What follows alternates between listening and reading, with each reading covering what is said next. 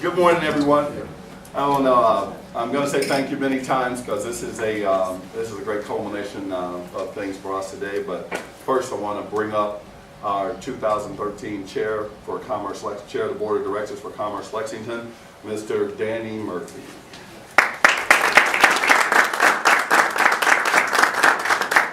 Good morning. Good morning. This is indeed an exciting day to finally see this vision come to reality with the launch of our Minority Business Accelerator program and what is believed to be a first of its kind here in Kentucky. I want to thank the hard work of Tyrone Tyra, Cherie Hawkins, Jenna Greathouse here with Commerce Lexington and our staff. We also had some other partners and Tyrone will go into that as we talk today. I also want to recognize some of our elected officials that are here with us today. LFUCG Councilman Bill Farmer. There he is. Julian Beard. Harry Clark. And then School Board Chairman John Price. I think I saw him here. Let's give them a round of applause. Any other elected officials that I missed? Also want to thank the board members that are in the room. I hope I don't miss any, but Ken Sagan, Chair-elect, is in the back there. Lisa Underwood is next to him, and Tom Harris here with the University of Kentucky. Did I miss any board members? Again, it's an exciting day and opportunity. I truly believe that this program can help change the face of Lexington and what we're doing. It will continue to send a message that Lexington is indeed a place that you can not only come and do business, but that you can have real opportunities and be successful. And it will send a louder message that we are about inclusion in the Bluegrass region. So at this time, I'd like to bring up Tyrone to tell us more about the Minority Accelerator program. Thank you, sir. Well, I can tell you, good morning, folks. Again, my name is Tyrone Tyra. Most of you know me, but I'm the Vice President for Community and Minority Business Development here at Commerce Lexington. I want to say just a couple things that are unscripted about Danny. He was on our Minority Business Development Advisory Committee, and he stayed even though he was becoming we knew he was the chair-elect, and he was becoming the chair for 2013. He decided that he would stay on the committee to help marshal this process. And I think that was just one of the things that we saw out of some items that Commerce Lexington was involved in, that this was going to be a program that was going to be strong and it had some sustainability.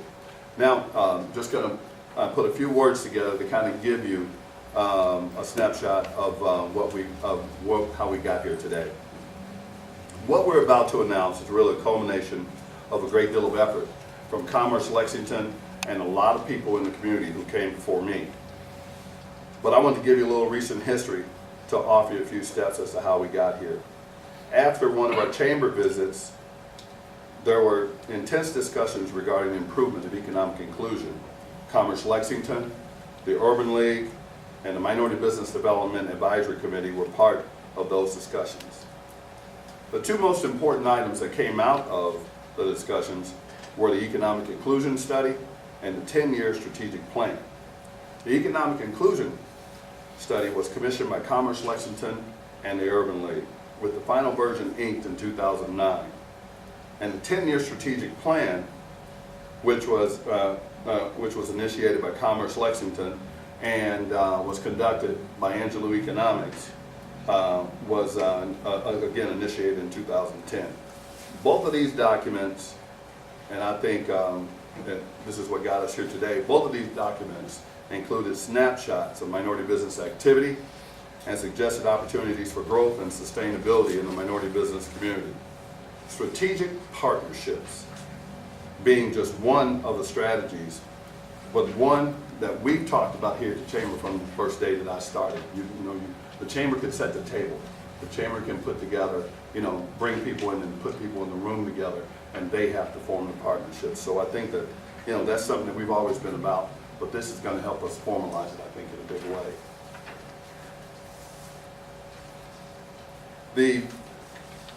When you look at the minority business activity, and the suggested opportunities for growth and sustainability in the minority business community.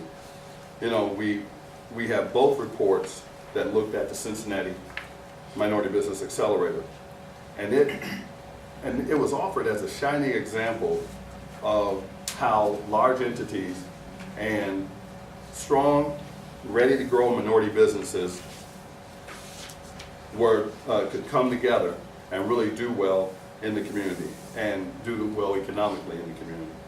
The commission report laid out the path for stakeholders on all sides. The stakeholders included education, government, healthcare, and the general corporate community, coming together here in Central Kentucky with minority businesses and the employment base as an alliance to grow businesses and quality jobs. With all the solidifiers in place, it was time for action. Soon after the study, a delegation that included a group of business owners, the Small Business Development Center, my boss, Jenna Greathouse, and Danny Murphy, our chair, went to the Cincinnati Regional Chamber, and we spoke with its director, Crystal German, so everyone could see how the program worked and sort of get an idea of how it would work here for us. I subsequently had many conversations and a couple more visits with Crystal, and she was very pliable. As a matter of fact, we had a reception for our business owners in January, and she actually came to that. She couldn't be here today, she's on vacation. But she's been a great resource for me, and it's one of those things, one thing that some of you may not know about the Chamber community. It is very close, and when one has a program, all we do is share. You know, again, there's no exclusivity, so I really have appreciated her work, and even though she's not here today, I have to give her a shout out. We decided then what our accelerator would look like. We were looking for solid minority businesses with at least 2 years of history, an already good client base, at least $250,000 in annual business. They needed to be certified minority-owned businesses, as well as become members of Commerce Lexington. The companies also should loosely fit our strategic targets that came out of our strategic plan. Our strategic targets are very important to us here at Commerce Lexington, so I'm going to give them to some of you again. Advanced manufacturing, clean technology, animal science, equine industry, life sciences, area university, college alumni networks, software and information technology, business and professional services, visitor industries. The Minority Business Accelerator program was approved by Commerce Lexington Board of Directors in the fall of 2012. Today, we're not only here to announce a significant contract between our minority business, one of our Minority Business Accelerator firms, National Diversity Solutions, and partners, University of Kentucky and Messer Construction. I would also like to take a moment to recognize 2 of the 3 other minority businesses that are participants for 2013 that are in the accelerator. Michael Stewart with Fayette Window Cleaning. Raise your hand, please. Or stand up, whatever you want to do. Tina Williams, TCG America. Thank you, Tina. And he RSVP, but is not here today. Ed Holmes with EHI Consultants. All very strong entities, all very independent businesses. And I think that you know, the companies that are on the roster this year give us a great kickoff.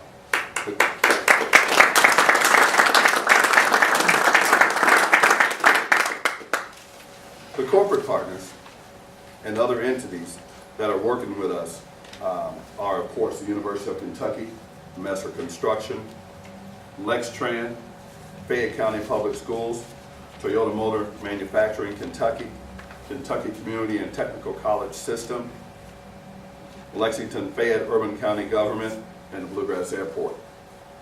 We plan to visit with other large companies as the year continues. Finally, we feel very good about the focus of the program and the future of minority business in Lexington and Central Kentucky. The program has also created interest from minority firms and from surrounding states. So a byproduct of this could be the recruitment of other minority businesses here in the area. So whatever we don't have locally, eventually we can go get. This is by no means going outside of the area on purpose, but this is a local project. We will be looking first in Lexington and Central Kentucky, but I think that that's great that people have heard about us, looked us up, and they're coming here to talk to us about what we're doing today. Now I would like to introduce Mr. Bob Wiseman and Mr. George Brown. Mr. Wiseman will come up first, and they will tell you about the project at the University of Kentucky. Thank you. Mr. Wiseman.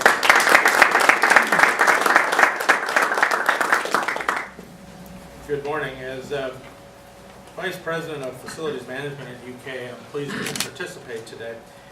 And I think Facilities Management at UK oversees a significant amount of UK purchasing, from contractors to buildings to supplies to materials. And generally we've been trying to get between 8 and 12% of our total purchases in the minority and women-owned business area. For example, in our recent hospital, one of our largest construction projects, over $500 million in total, 23 million of that went to minority and women-owned businesses. Sometimes we don't tell that story enough. But we have a long and strong commitment to providing information and extending opportunities. And to that end, we have been, over the past few years, been actively involved with trade fairs, participating in membership organizations like the TSMDC, recruitment efforts. We've hired project-specific recruiters for minority businesses. And we've had a good bit of success. But we at UK are a very large bureaucracy with a complex set of rules and regulations that are required of a public organization. So sometimes to small firms and minority and women-owned firms, we can look like an impenetrable maze to try to touch base with and tap into what we're offering.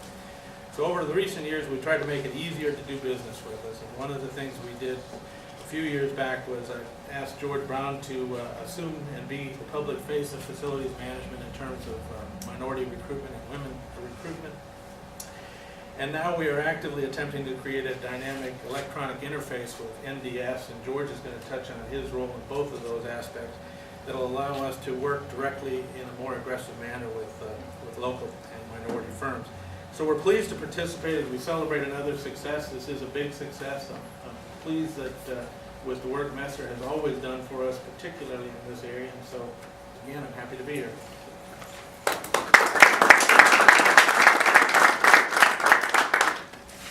Good morning. Thank you all very much for being here. About 4 years ago, a little over 4 years ago, Bob asked me to become the contractor supply chain coordinator. And in that position, it was my role to attempt to get the university consistently to the 10% spend that we had designated as a university. It's been a long and winding road. A few months ago, my title has changed. My title is Supplier Diversity Business Enterprise Coordinator. It's a mouthful. But what it is that we're doing is that we are attempting to get to that place where we reach that 10% goal on a consistent basis. In doing that for the University of Kentucky, what we've done is that we've signed a contract with NDS, National Diversity Suppliers, to provide a web-based portal for us. And in doing that, it is my hope that we will be able to generate a database that will have in it business firms that are qualified. What we've talked about and what our project managers and our buyers tell us at the university is that we have people or segment of the community that are not able to do the work. But with this portal, we'll be able to identify those companies that are qualified, and we will have their track record and the businesses that they have performed. Number two, most importantly, is that we will have certification in this portal. We will have businesses that are certified, and we will be able to talk about them being minority or women-owned, DBE, disadvantaged business enterprise, or veteran-owned, or a disabled veteran-owned business that is 51% owned by those categories and materially participating with those people. So we will take out some of the things that have happened in the past, if you will. And then thirdly, we want companies at the University of Kentucky that are responsive and responsible to the needs and concerns of the university. Right now, we probably have conservatively about $500 million worth of projects and facilities. So we want to bump that number up, and we think that it can have a serious economic impact. the strategic plan of the University of Kentucky for 2009-2014 avows its commitment. There's a document here and there's some brochures that we have that we want you to take a look at, and that we're looking to kick off this initiative with NDS soon. We're ready to push the button. My hope is that by the end of the month, we'll push the button and it will go live, and people will be able to go to our website, and we will have an announcement at the university letting people know about this great initiative that will give us another thing that we're not able to do right now, because our accounting system, SAP, does not allow us to drill down in the system and be able to pull dollars and cents that we're spending with diverse suppliers. We will be able to get that with NDS. We'll be able to get those reports. And I also want to give a shout out to Dee and also to KCTCS. NDS has a relationship with KCTCS, and they're here today, and they've had great success of enhancing their diversity program and also saving money and becoming more efficient. So with that, Tom, thank you very much.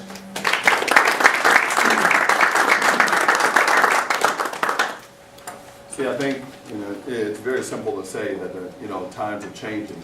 I think we have so many people that people don't know that work hard for all segments of business here in Central Kentucky. I know our board of directors, Bob Quick, with Danny, there are things that are just going on all over the place. The mayor's office and Marilyn Clark in procurement over at Lexington-Fayette Urban County Government.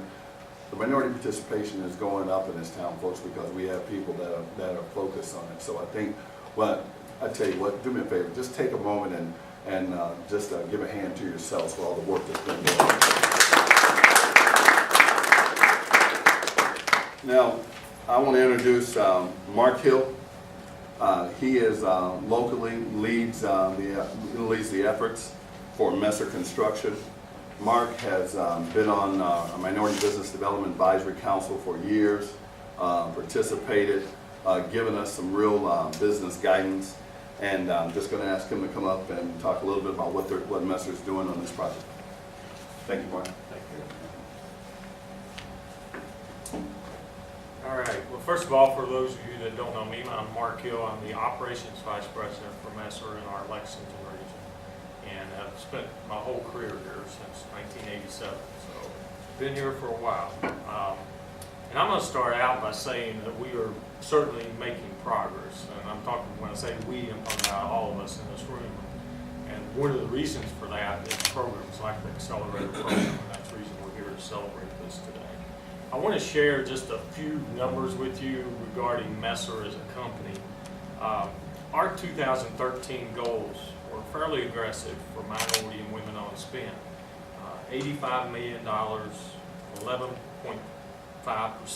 That was our goal for 2013. Well, I'm happy to report to you today that about halfway through the year, we've spent $61 million, almost 15% of our construction spend has been minority dollars.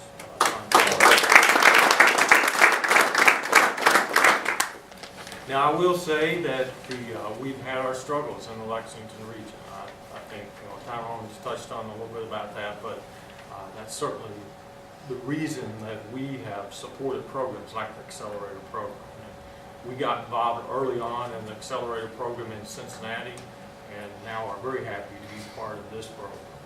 And not just that, I'll give George was giving a shout out. I'll give a shout out to Marilyn as she's in the room, but the Minority and Women-Owned Construction Training Program that we've got a couple of people who went through that program. Programs like that and an Accelerator program is what's happened in just the last couple years that's really we're seeing make a difference. And partnering with folks like the University of Kentucky, Bluegrass Airport, LFUCG, and lots of others, and of course the Commerce Lexington. So we're very excited at Messer to award the first significant project contract to support the initiative, and that being 2 natural diversity solutions. That contract is for approximately $2.4 million. It's for the furnish and install of the doors, frames, and hardware package on the UK dorms Phase 2 project. So we're extremely happy about that. This is what we think is one of the largest single contracts awarded to a certified minority contractor in Central Kentucky. We see many more of these to come, especially with the accelerator program that we got initiated here.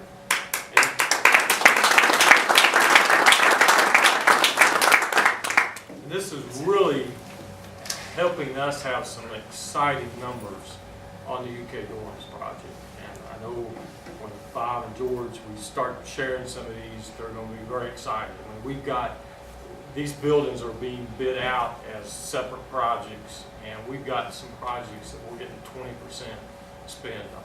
And it's taken a lot of work, but it's well worth it, that's for sure. So, all I am but saying, we're very proud of our relationship with Commerce Lexington, and very thankful for you all leading programs like this. And I can tell you that we are going to continue to support initiatives like this so that we can continue to drive economic development in the Central Kentucky area.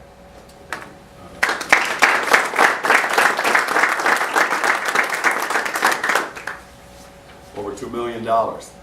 That's, I mean, that has to be exciting for companies, and I hope it's exciting for those of you here in the room, understanding what that means. I think we're going to ask Mr. D. McGinnis Mitchell to come up in a couple seconds, but I want to just tell you that this is a versatile young man. He has his company really with their supply chain management. Now this project, he has been a great resource for me. Takes the phone calls. You know, people ask questions all the time. Say, hey man, you know, aren't they doing what you're doing? I said, absolutely not. You know, but we need every partner we possibly can. And D. Mitchell has been great to me. I am so happy to see this kickoff of his success, and I'm happy for all of our accelerator clients to get new business. But I can tell you that it feels very good to ask him to come up and talk about this a little bit today. Mr. D. McGinnis Mitchell of National Diversity Solutions.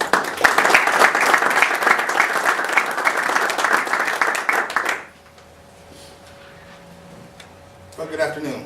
My name is D. Mitchell, and I'm the CEO and founder of National Diversity Solutions, which a lot of you know as NDS. This is very exciting to me. It's almost like when you get married or when you have, you know, a baby or things like that. That's how exciting this is, because, you know, I've been in Lexington now, or in the Lexington region, for about 20 years, and I've seen a lot of progress made in Lexington. But over the last probably 3 or 4 years, there's really been a effort to try to increase the opportunities for women and minority-owned business. And that's really the purpose and mission and vision of our company, is to create access and opportunity for qualified women and minority-owned businesses. So it just feels so good to be in this room and to see the support and to see this dream of ours start to come to fruition. So I really appreciate all of the energy and effort that's been extended to make a day like this possible. I want to start by thanking Commerce Lexington, Bob Quick, Tyrone Tyrage in the Great House, Chairman Danny Murphy, the Board of Directors, all the leadership to have the foresight to initiate something like this, to create an initiative that focuses on the development of minority and women-owned businesses. And I think, to Commerce Lexington's credit, it wasn't just about the development of minority and women-owned businesses. It was the bigger picture of that's a strategic part of an economic development plan. So for any good economic development plan, diversity and economic inclusion represents one aspect of a good plan. So now that Commerce Lexington is unveiling this, it really shows that strategic commitment to really having a robust, very comprehensive economic development plan truly exists, and I'm glad to be a part of that. Second, I would like to thank Messer Construction. Messer Construction has been a very strong supporter of NDS since the time that we started our business about 6.5 years ago. We've had conversations with them since the very beginning, and they've always been supportive of the things that we were trying to accomplish, and have always afforded us the opportunity to participate in the things that they were involved in. So I want to thank them for their commitment and their support of NDS and our mission and what we're trying to accomplish. And like I said, it's a very storied history. We've worked together on a lot of different things. You got Mark Hill in the room, and Mike Wedding, who was basically responsible for us getting the UK project. He made the decision that we would get that project, so I want to thank Mike for that, for the opportunity to be able to participate on a project that substantial for us, because that really gives us an opportunity to not only maintain our business, but grow our business. We're able to hire local people, and any economic development plan is going to have jobs in it. And so we're able to create between 10 and 16 local jobs as a result of the opportunity that's been provided to us, and we really appreciate Messer for their commitment and allowing us to get that opportunity. Also, we'd like to thank the University of Kentucky. University of Kentucky has always been supportive of NDS as well. When we first started our business, we knew that in Central Kentucky, if you wanted to have a viable business, you need to figure out a way to do business with the University of Kentucky. And so we started having meetings very early on, and Bob would participate in those meetings. And then once George got in his position, he would be kind of a drill sergeant trying to help get us through and navigate the culture at UK to get us the right meetings and the right opportunities. So I'm really thankful for their support and leadership in making sure that this initiative had wings and that they would support it. And it's as a result of that support that we're also able to get this $2.3 million contract. So I want to thank them for that. And then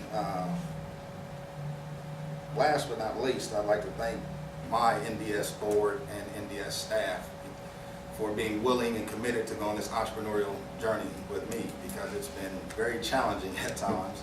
And you know, when you first start a business, sometimes you don't always have enough money to make payroll. You don't always have enough money to give the bonuses and raises and things like that. But every person that started with NDS is still with NDS through all of that. So I really appreciate that support from our team, and our CFO, Rhonda Dennison, is here today, and we appreciate her being here. And like I said, our board has been very, very supportive in the efforts that we've tried to do, even though all of them haven't been lucrative. So we appreciate that.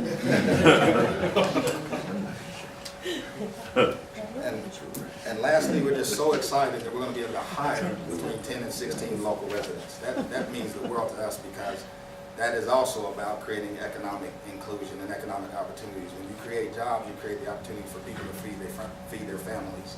And we are so thankful and appreciative that this opportunity gives us the chance to do that for people. And with that, I'd just like to thank all of those in this room and all of those around Central Kentucky. PG Peoples came in. He's been very supportive of NDS and trying to help us get opportunities as well. So we'd like to thank him, Marilyn Clark, and all the people that are really pushing and trying to make this happen. So we really appreciate all those that are responsible for allowing this day to happen. Thank you.